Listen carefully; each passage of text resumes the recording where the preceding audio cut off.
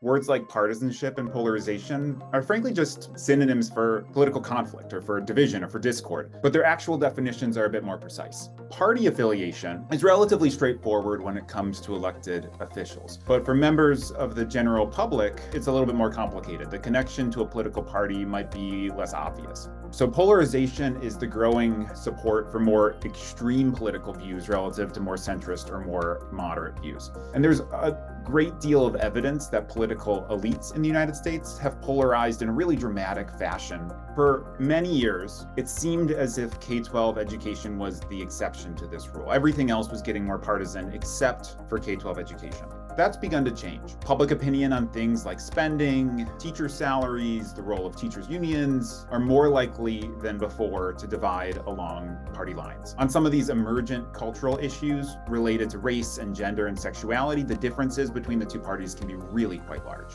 When Congress is really narrowly divided like it is now and like it has been, it's incredibly difficult to pass legislation on hyper-polarized issues. At the state and local level, where it's much more common for one party to constitute a large majority, I think we're going to begin to see two meaningfully different visions for public education emerge in red communities and blue communities. Well, it's important to remember that education has always been political, but the thing that's changed is that the politics of education have gotten more partisan, and that's because of two big reasons. The first is because, well, frankly, everything's gotten more partisan, but the second reason has to do with a little bit more obscure history of how we govern public schools in the United States. A century ago, education policymaking was mostly accomplished at the local level, and it's worth remembering that there were real downsides to that system, with huge inequalities and inconsistencies between school districts. But over the course of the 20th and 21st centuries, we shifted a great deal of education decision-making up to the state and federal levels.